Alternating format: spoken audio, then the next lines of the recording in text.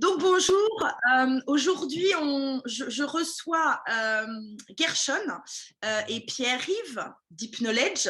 Alors pour les gens qui nous rejoignent, régulièrement en fait on fait des vidéos où on reçoit des gens qui ont plein de choses super intéressantes à dire à nos étudiants.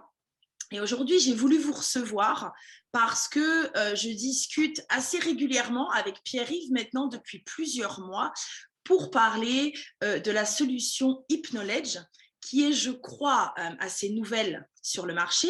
Et chez Vici, on est assez fiers de toujours aller dégoter plein de petites choses assez formidables pour justement aider nos étudiants pendant leur parcours chez nous.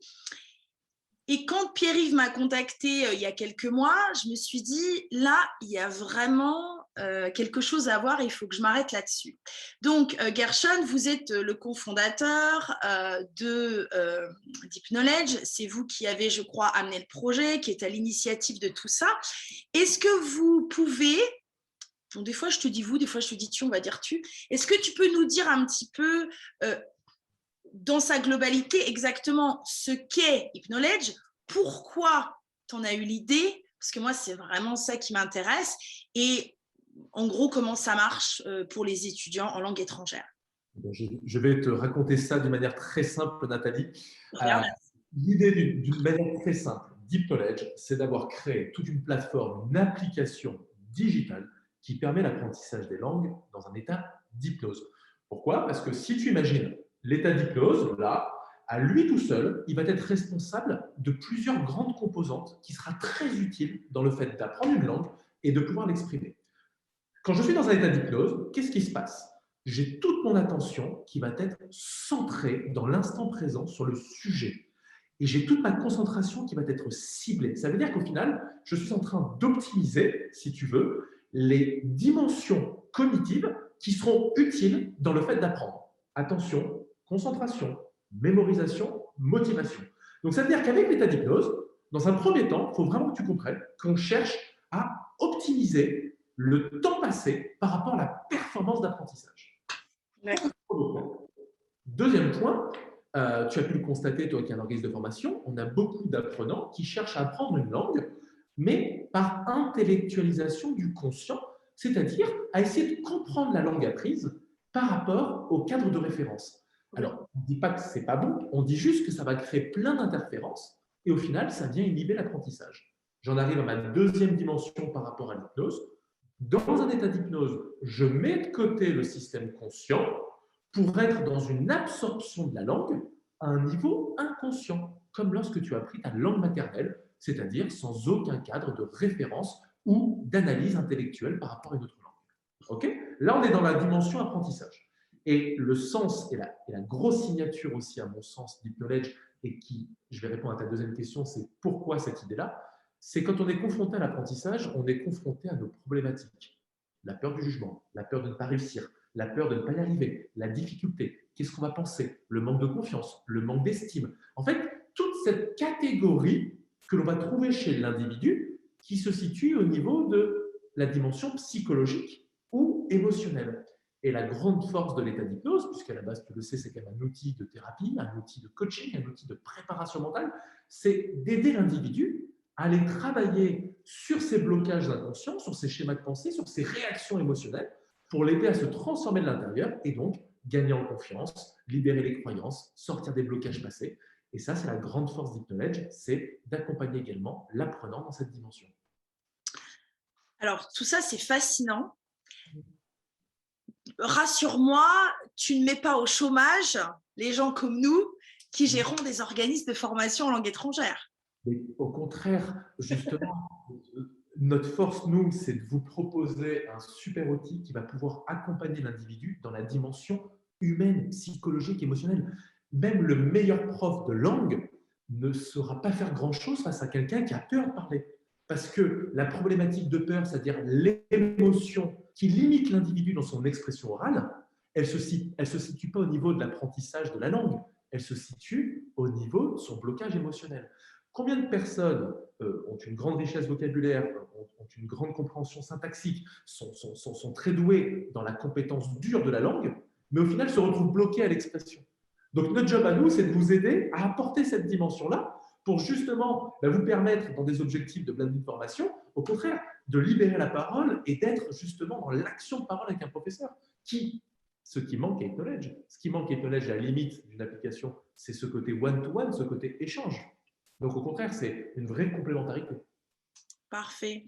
Et dis-moi, nous, on a déjà au sein de notre organisme de langue en Angleterre, mais aussi celui où je me trouve en ce moment en France, on a déjà depuis plusieurs mois commencé à parler d'Hypknowledge. Des membres de notre équipe l'ont essayé, moi-même d'ailleurs, puisque j'essaie d'apprendre l'espagnol.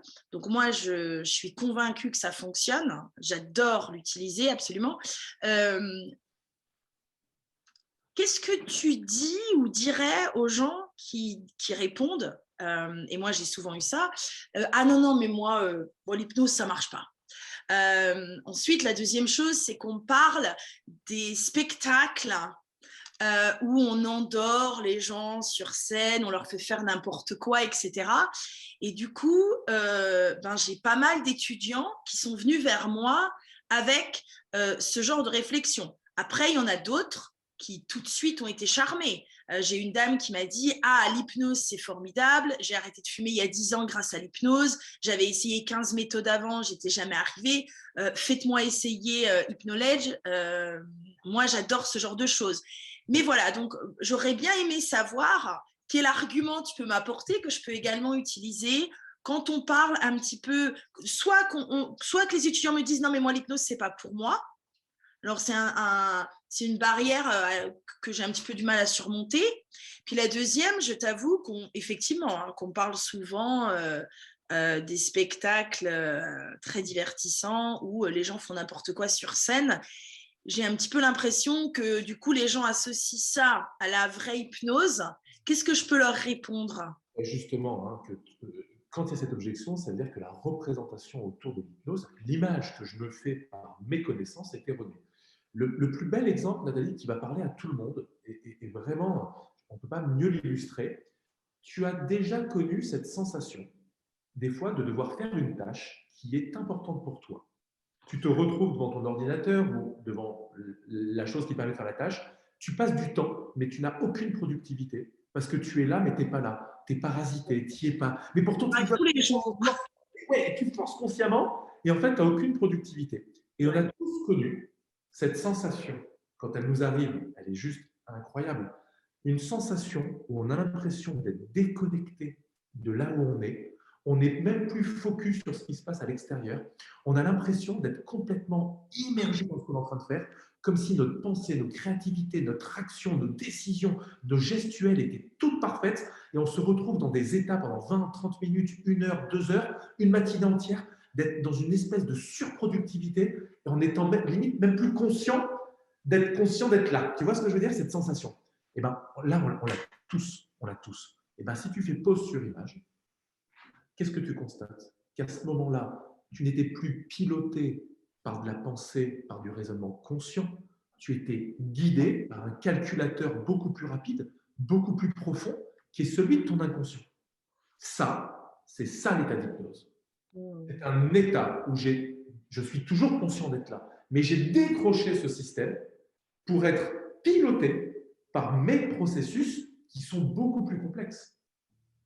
À chaque instant, Nathalie, on a conscience d'être là, mais en vérité, combien d'informations sont traitées en dehors de notre champ de conscience? Quand je parle, mes mains, elles s'activent.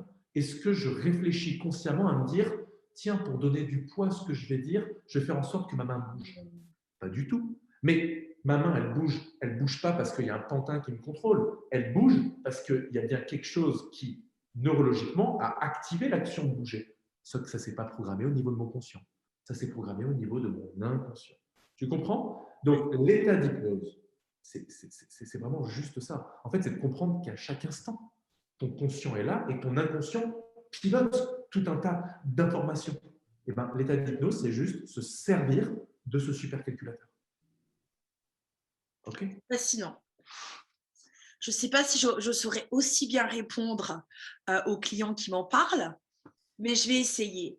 La dernière question que j'avais pour toi, c'est, donc j'ai vu quand je suis allée sur la plateforme, il y a évidemment, donc moi j'essaye d'apprendre l'espagnol, donc j'ai fait plein de petits exercices, mais il y a aussi toute une section où on parle de développement personnel, de soft skills, etc.